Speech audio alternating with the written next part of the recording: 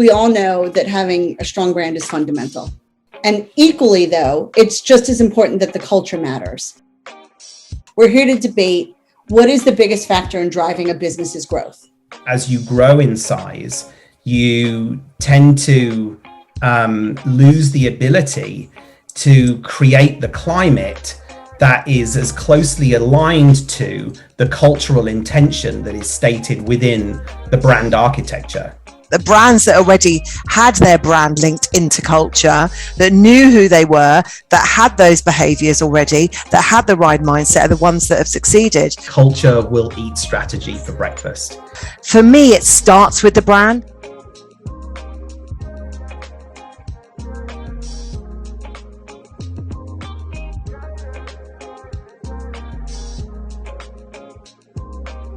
Hello, welcome everyone. I'm going to say good morning, I'm going to say good afternoon, and I'm going to say good evening, depending on what time zone you're in, because the three of us are spanning multiple time zones. So I am Angela Solk.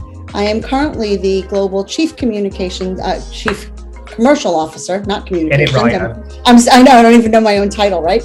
Chief Commercial Officer at Blipper. I'm an ex-agency client platform person, and right now I am joined by the absolutely fabulous Emma Harris and the stunning DDS. Emma is the chief at Glow in London, and she has actually graced Eurostar, Virgin along the way. But let's stop at Eurostar for one quick second, because that's where her and DDS met many years ago. And that is where the spark of brilliance with these two people started. When Emma was at Eurostar, she was heading up brand and sales and marketing. And when DDS was there, he was organizational development. So the two of them created magic for that organization. And what has sparked out of that is the unbelievable programs that they have created for brands and for individuals along the way. So where have they, gone on since? So DDS has gone on to senior roles at where him and I worked together, actually, at WPP. We were both at WPP at Essence, and he was the Chief Learning and Cultural Officer. And it's really important to understand that that was one of the first roles in companies to actually before the curve, when it was now that it's trendy. They actually invested in that before it was the trendy thing to do. And Emma has really taken on the role of chief executive of her family, of Glow, of the world. Exactly. But today I'm given the immense honor of standing in the middle of these two individuals for the next 45 minutes to battle it out on brand culture or culture brand. So we all know that having a strong brand is fundamental. It's fundamental to the success of the business.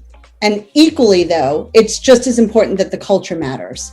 And the culture is why you attract talent, why they stay. But tonight we're here to debate, or actually it's not even tonight, today, this morning, we're here to debate what is the biggest factor in driving a business's growth. So I'm going to do my best to keep these two on their toes. But without further ado, I'm going to hand it over to our panelists. Emma, I'm going to let you start and introduce yourself.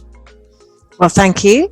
And as you say, lifelong friend and colleague. So yes, well, you've done my intro. So I am obviously representing brand in today's debate. I just firstly want to say to my esteemed colleague DDS that I am obviously a massive fan of culture. When I say brand, I just want to be clear that I don't mean marketing. And I think that's often where people get confused. I always talk about now, when I was at Eurostar, I could do beautiful ads with amazing directors like Juan Cabral.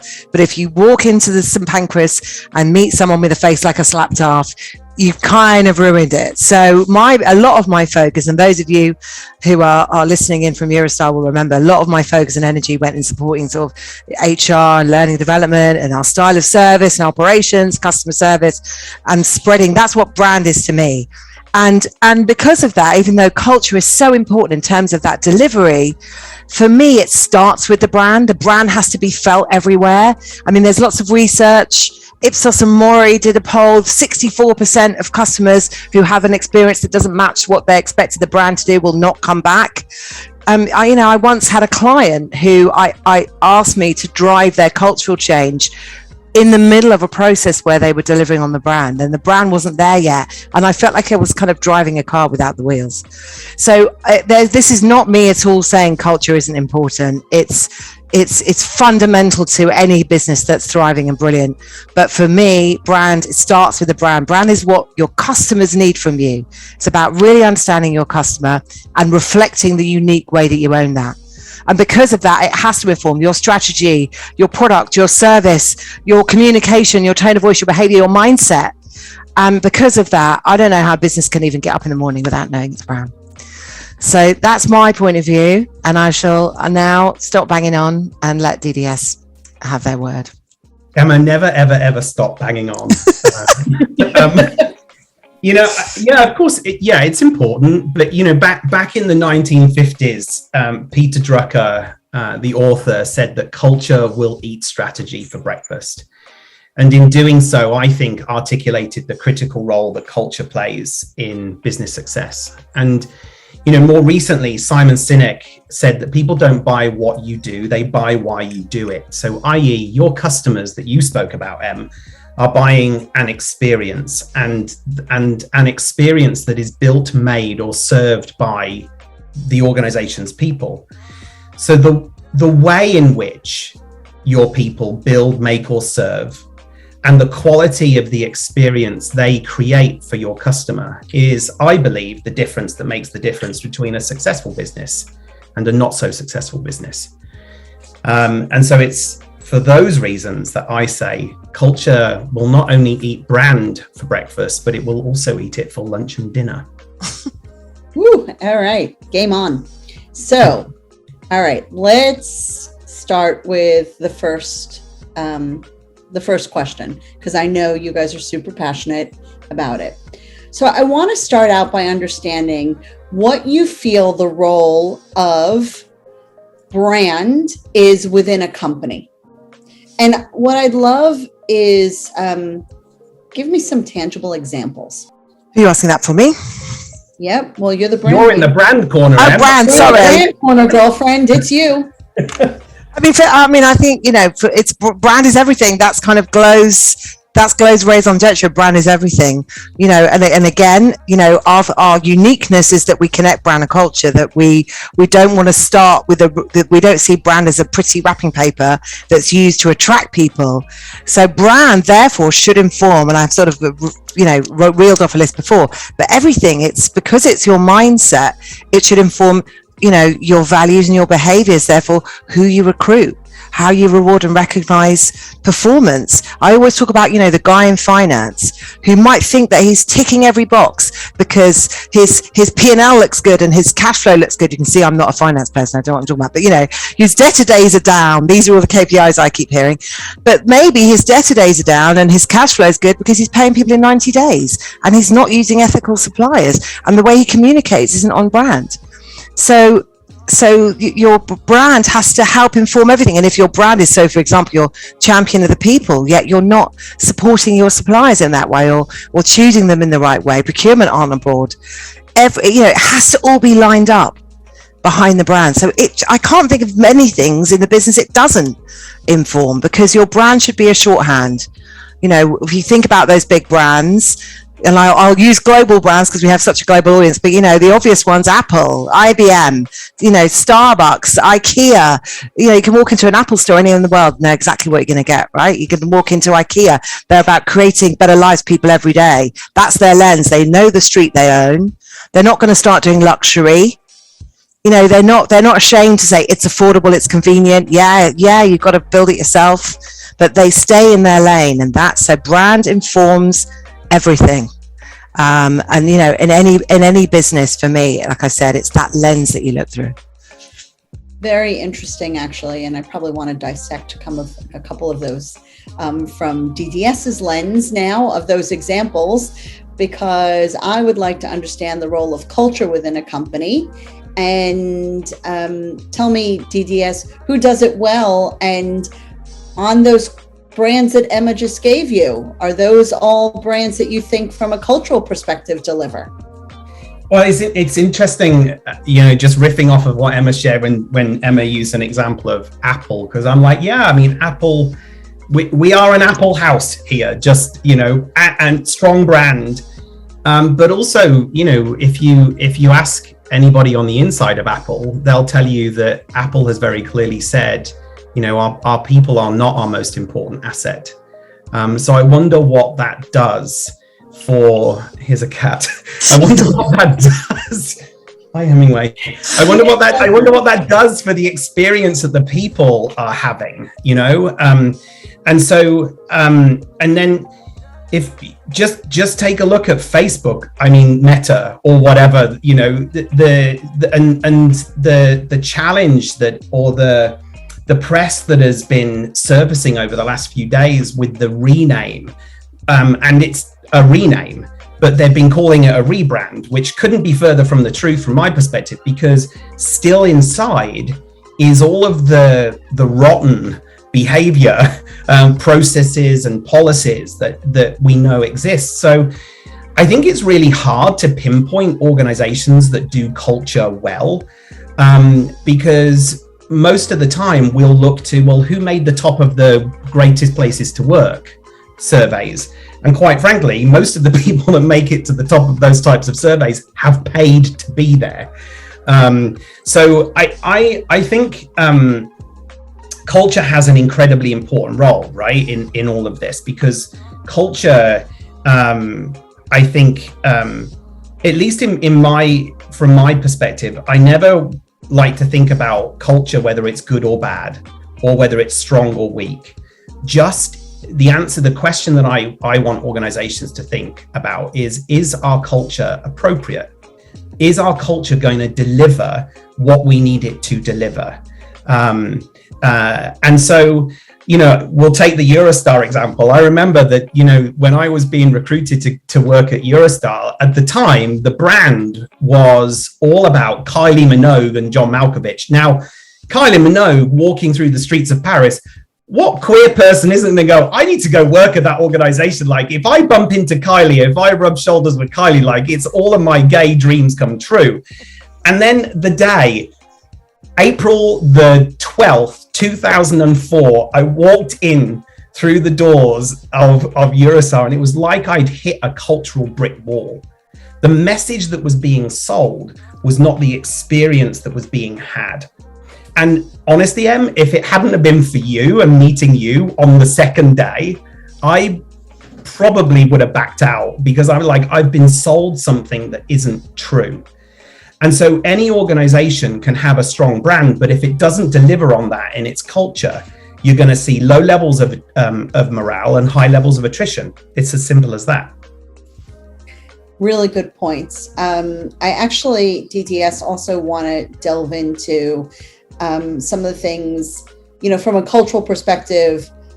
It has to have been struggles for organizations. We all went remote. The world went, you know, changed so dramatically over the last 18 months, when some of us thought it would be 2 weeks that we'd be in quarantine, not, you know, almost 2 years later at this point.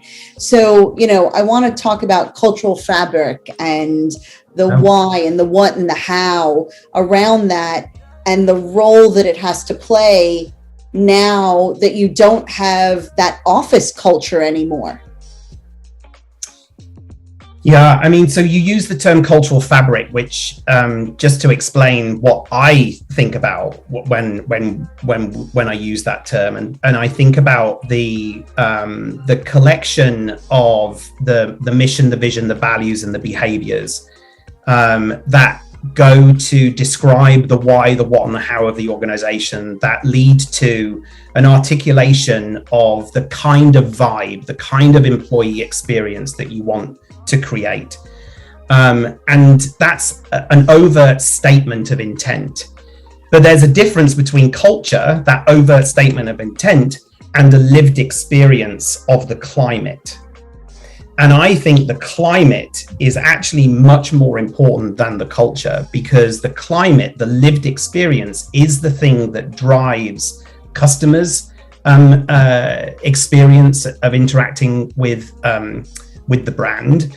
And it also drives the kind of the relationships, the experience that people have. I don't think I've answered your question. That's okay. It was more. I think I'm answering the question I want to answer, which is very politician-like of me, couldn't be further from the truth.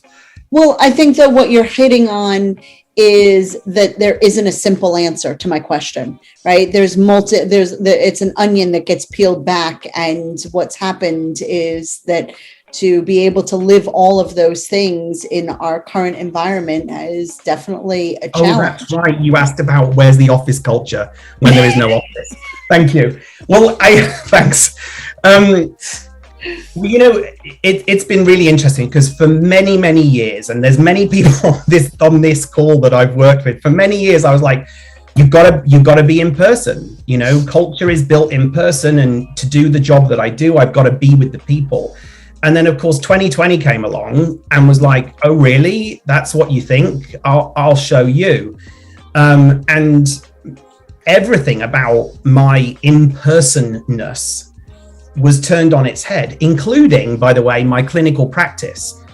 And so when I'm seeing patients for psychotherapy, that's all been online. And I have been able to build rapport and establish relationships and facilitate change with patients that is so profound that I didn't think would ever happen if we weren't in person. And the same goes for coaching, the same goes for facilitation, consultation, all of that sort of stuff. And so I don't think you need an office to build a culture. What you need is a solid intent, and what you need is the ability to build rapport. Wonderful. That's super helpful. So actually, in our prep, I didn't actually give you this question to you, Emma, but I'm going on the fly now based on what DDS Wait, said. you've already gone on the fly. Exactly. No, I'm loving this. I know, but where are we in the? No, it doesn't matter. Let's go off piece. It's much more exciting. But I want to ask you about the role of brand in this new world that we've been living in for the last 20 months, give or take, and the challenge that brands have had, and the new world that they have to live in as well, because they've had to pivot a lot. So I'm curious how you think about the role of brand in our new normal. First of all, I'd like to say I love the fact that DDS sort of feels that 2020 came along to challenge his perception, particularly about you have to be in person. And then 2020 came along to challenge me. So now we all know why it happened. Thank you, DDS. You're welcome. But yeah, I mean, I've talked a lot about this, and I've probably bored everyone on my LinkedIn about this, that for me, the brands that have survived well in this last 2 years of madness are the ones that knew who they were. Because if you understand your DNA, if you have a brand, and again, I'm slightly pissing on my own argument because I'll link it to culture, but the brands that already had their brand linked into culture, that knew who they were, that had those behaviors already, that had the right mindset, are the ones that have succeeded. Because if you know, and again, if brand is the thing that makes you stand out, the thing that is connecting the needs of your customer with how you uniquely meet that, and you can stay close to your customer to always feel what's going on with them, if that's who you are as a business, you're going to be able to ebb and flow. I think the brands that have done best are the ones, big lesson for me is slightly cliched, but you can only prepare, not plan. It's the brands that were flexible, that said, right, let's pivot. I'll use an example of a British brand, sorry to the US audience. They're called Dishoom. They're not a massive brand, but they're a restaurant group here, and or Dish Room, as my son called them yesterday. But during the pandemic, a lot of restaurant brands went, right, we're going to do takeaways, right? That's the answer. But Dishoom was so, one of their real pillars is this sort of quality and the fresh food. And they were absolutely adamant that their food would not be delivered. It wouldn't work. It would destroy their brand. So I love the fact that Hemingway is so featured in this event. And so they said, right, well, they did those kits, they sold the kits so you can make it yourself. And it's just about the clarity of that decision making. Brands that are really clear on who they are, what their values are, what their narrative is, what their story is, will have been able to very quickly make decisions and how they pivot and how their businesses have to change and how to hold people together when they're not together.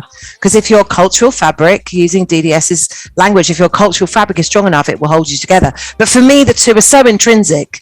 My argument is just the brand comes first. I'm not in, Glow is all about brand and culture. But for me, you said yourself, DDS, it starts with the why. That's what Simon Sinek talks about. It starts with the why. Kind of rest my case, and well, mic drop, but we're keeping on going. I dropped a pen.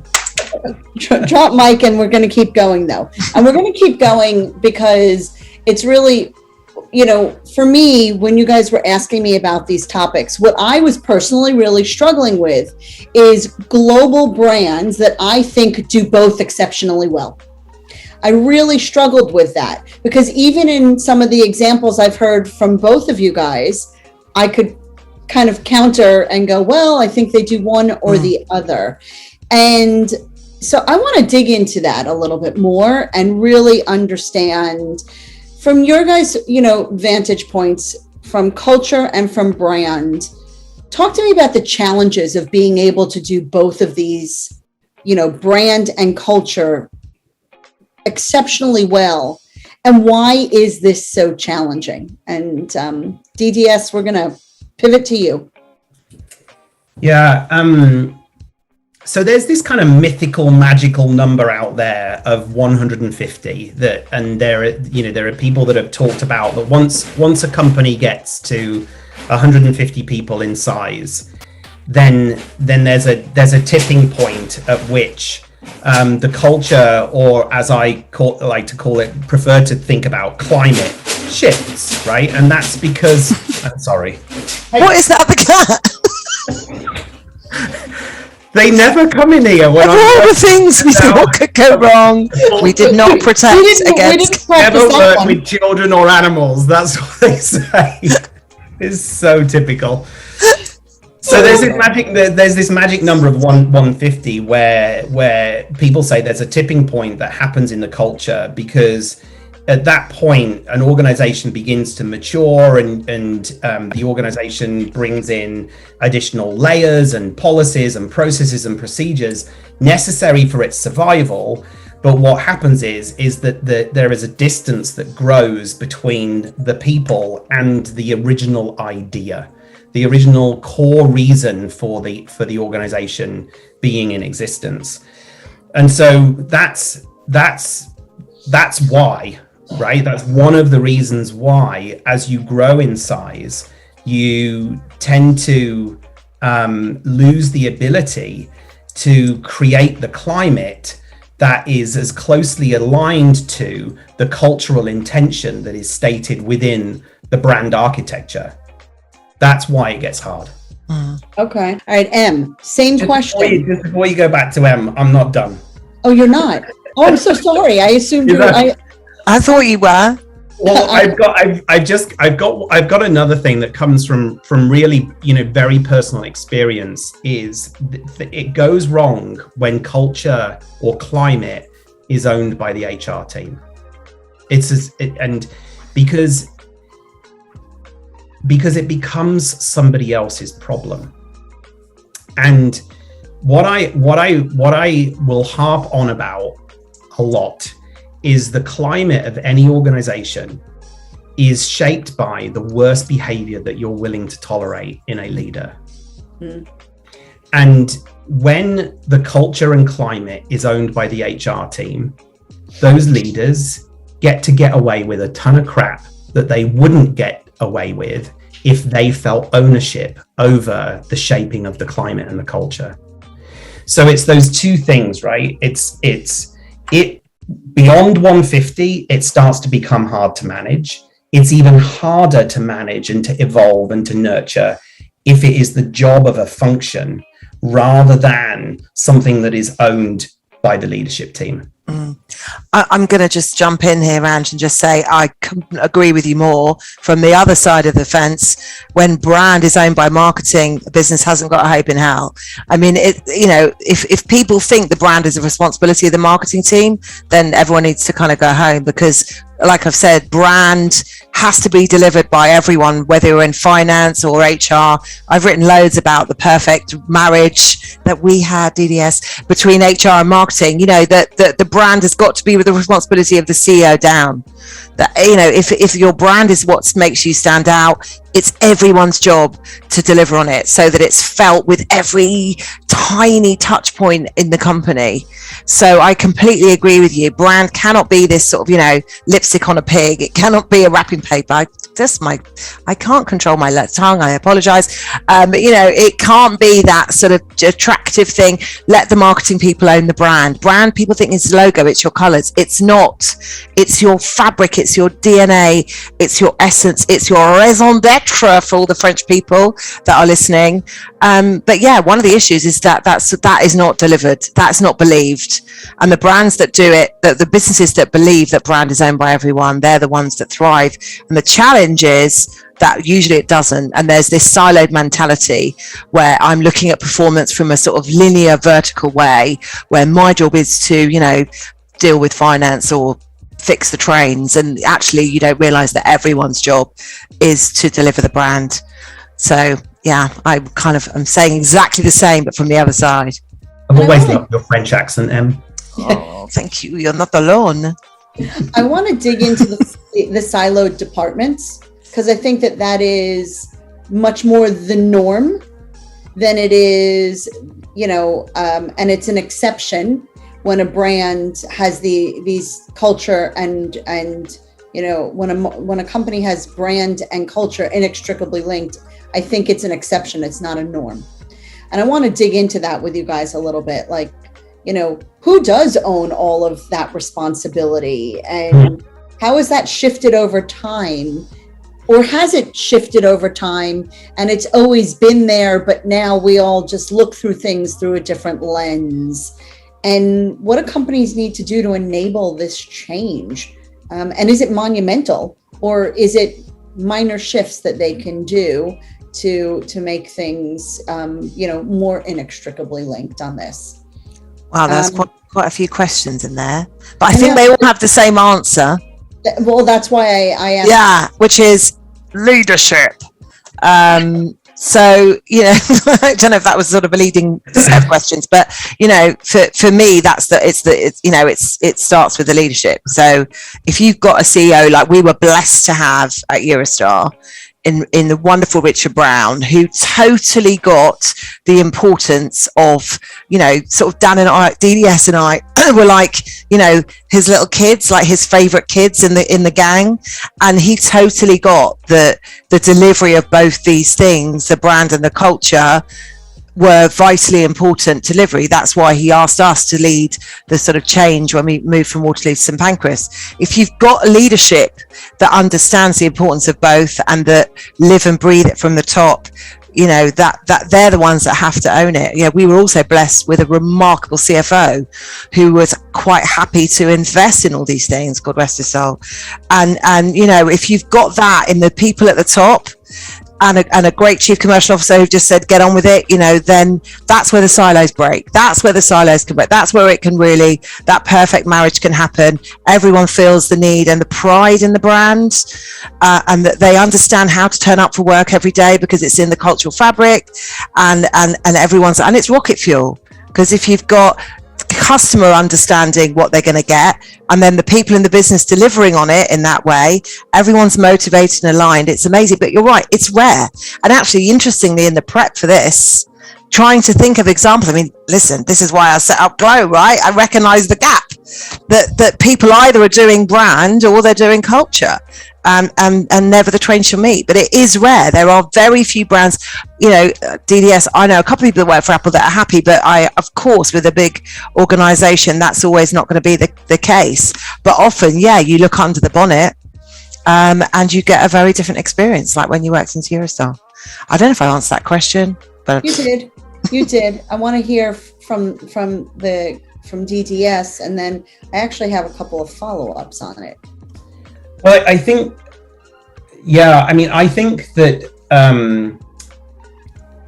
what we're talking to here is both the benefits and the drawbacks of a maturing organization. When you pass that 150 point, and you have to put in structures, and you have to put in policies and processes in order to future-proof the business and allow it to continue to grow. And the downside of that is that it introduces silos. So the remedy, the antidote to those silos is relationships and rapport.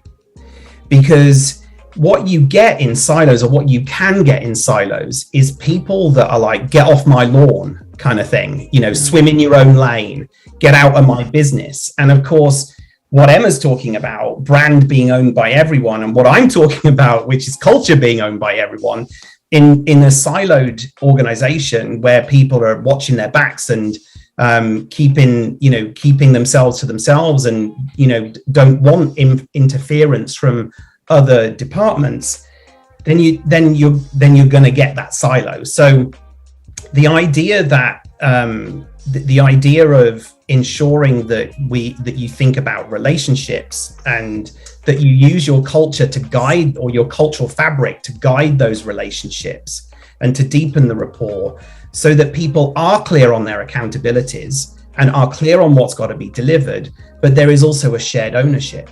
And I agree with Emma that starts at the very top of the organization. So having a CEO and an executive team that are bought into and are aligned on this. And I think, I would say this because I was part of it, but I think Essence did that really, really well. They gave culture a seat at the top table.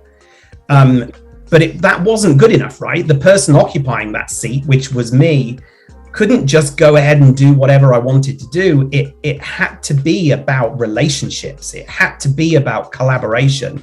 It had to be about building trust. And it had to be about making other people feel safe and included and involved in the decision-making process. That's when the magic happens. And I can actually talk to the fact that Essence, being part of Group M, Essence did have a very different, they just acted and behave differently, and the brand had a different mystique to it versus the rest of the Group M agencies. So I will give you a... If I had hair, I would be flicking it. Okay, well, I'll do a flick for you. I'll flick for you. Exactly. But one of the things, and Em, you touched on it really briefly, and I want to go back and dig into this a little bit, is right now we're talking about it all from the internal perspective, right? HR, marketing, leadership.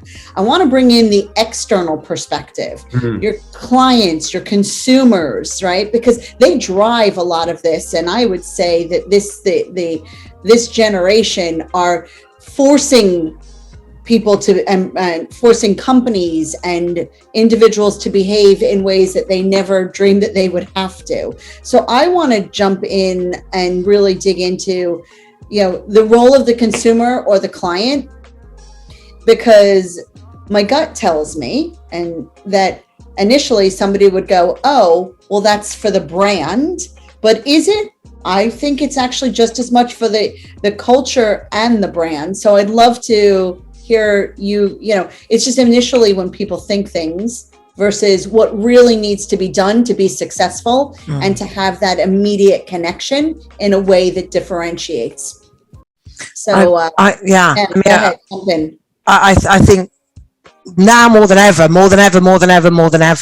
it's always been important, because when you touch a business, when you touch a company as a consumer or a customer, your expectations are set by the communication, which is the kind of external brand. But I mean, as someone who also sits on a board of a social media agency, this is another thing. Social media keeps us on our toes, right? You can no longer afford to say one thing and do another, because you will get exposed. And your brand shouldn't only inform the way you behave and your mindset and your behaviors, but also your purpose. And if all the brands now, this, purpose is so important. CSR, giving back, all what's in the fabric of us as humans, as a business. And because of that, with that, you have to walk the walk. You have to, and consumers will not let you get away with it. And that consumer voice, social media has given consumers a voice, and a very powerful voice. When people talk about cancel culture, well, for me, if it's holding people accountable, if in all of the political landscape of the last few years, with Black Lives Matter, with all the LGBTQ issues, it's with female, with gender politics, pronouns, all the stuff we're all learning. The consumer's voice is loud, and so it should be, because it keeps brands on their toes. And again, if you're clear on those brand values, if they're properly embedded in the culture, come up against challenges like that, there will be an easier way to respond. They'll know exactly what that lens looks like, because this is who we are. This is our purpose. Nike, they'll say, what, if you want to burn our trainers because we support people taking the knee, go burn them. We don't want you. So it's having that real clarity on who you are as a brand that goes into your culture and connects with the right consumers. Being a brand is polarizing. I'm always talking to whether you're B2C or B2B, by the way, being a brand is polarizing. You can't, if you want to be vanilla and chase the money and be a blur with everyone, that's not a brand. So if you're going to stand for something and be part of that, then, that's brave. But that's what being a brand is all about. Why are you laughing at me? Am I using my hands too much? No, you're cutting in and out. It's who you are. So I wouldn't. Oh, I'm cutting in and out. Oh, that's really annoying. Sorry. That's okay. DDS, I'd like to say your rebuttal, but I'm going to go with your build on that, or your POV. Yeah, it's not a rebuttal. I agree, right? I think your cultural fabric and is both informed by and also shapes your customer experience. Right. So if relationships are the wellspring of your climate and your culture, those relationships not only include your consumers, but also include your suppliers. Now, I think the really smart brands wrestle with the conversation between, should we engage with this customer type or not? Right. The really smart brands, as Emma said, are polarizing. If you appeal to everyone, then you appeal to no one. And so when you use your cultural fabric and your brand proposition to make decisions on which customers you're going to engage with, so that your employees then also have an experience from your customers that matches and mirrors the intention set out in your culture, it continues to build the climate that you want to have. So I'm with you, Em. Listen, I get it. And I hear both of you loud and clear. One of the things, by the way, so growing up in this industry for so many years, I've continually heard people say to me, B2B and B2C are totally different, right? And how they market or how they have to behave are different. And I have never felt that way, but I would like to ask you guys in this brand culture debate, B2B versus B2C. Yeah, different, not, how do they work through this? I mean, I'm conscious of time, Ange, because we need to wrap up soon, so I'm going to answer this really quickly. I'm always saying to B2C, if B2B clients, if you think you're any different, you'll end up commoditized. Because if you don't use your brands to differentiate and you talk about what you do, which is what B2B brands do a lot, then you're just going to end up competing on price. Brand will be the thing that creates loyalty and differentiation. And my simple answer, people are people wherever they work and whichever sector they work in, and all people thrive in relationship and in corporate climates where they experience belonging and purpose. Yeah, very insightful from both of you. We have a question, Ange, before we wrap up. We do have a question. Okay, We've got two. Yep. So question from Parrish, who is part of the Blipper family. How do you change evolve culture since it needs to be anchored in authenticity? Can you seed enough change to affect culture? Yeah, I mean, it depends on size and scale, I think, in terms of what you need to do in order to change and evolve culture. But how do you change it? The quickest way to become something is to be the thing you want to become. And so you show up and you create and you install the behaviors that are going to create the climate that is in line with the cultural fabric that you want to shift towards. And behavior is contagious, and so that's where it rests again with leadership. Your culture and your climate is going to be shaped by the worst behavior you're willing to tolerate in your most senior person. And so that's where you start. What happens if it's all the way at the top? You change the person at the top. I was just being provocative for a reason. I was being truthful. You change the person at the top. If you want the brand to survive, you change the person at the top. Yeah. And then building on that, we had another question, which was around how do you maintain a transparent work culture? Well, that's really hard, right? Because, mushrooms grow well when you keep them in the dark and feed them crap. And the same does not apply to humans, right? Humans work best when they have context and they have communication and they have clarity. But that doesn't mean to say that everything is up for transparency, right? Because there are certain things that are commercially sensitive. There are certain things that you don't want to communicate to employees because there's such a thing as change fatigue and change overload. So you keep transparency by making sure that you're taking people on a journey, that you are communicating and sharing. And by the way, when I talk communication, I don't mean one way, I mean both ways, so that employees feel like they're influencing as much as they're being influenced. That's super. All right, so I'm gonna give you guys like 30 seconds, give your final pitch on your POV, and then for everybody, we are going to do a poll at the end of this as well. So Emma, go ahead. Okay, I'm just going to answer JC's question, which is which one takes long to fix when it goes wrong? Culture, no doubt. Because sorry, that's okay. Because I'm always saying, changing your brand doesn't have to cost the earth or take forever, but that's just the first bit. Brand is just the first bit. It's just the tip of the iceberg, but embedding it across the business is the work. My summary, listen, we're out of time, so I'm just going to say it's really hard to say which one's more important. I don't think one is more important than the other. My argument purely is that it starts with the brand. I think DDS slightly pissed on his own argument by talking about Simon Sinek, but it starts with the why. It starts with the why. You start with that and everything else follows. It's a continuous loop though, but it starts with the brand. Yeah, well, I'm in the space of it's not chicken or egg, it's chicken and egg, and neither comes first. They both do. And I understand that. All right, so we're going to do a quick poll coming up at the end of this. And we are going to ask you guys to answer brand, culture, or both. Who eats who for breakfast? That's the question. Oh, here we go. There we go. 71% of people said both.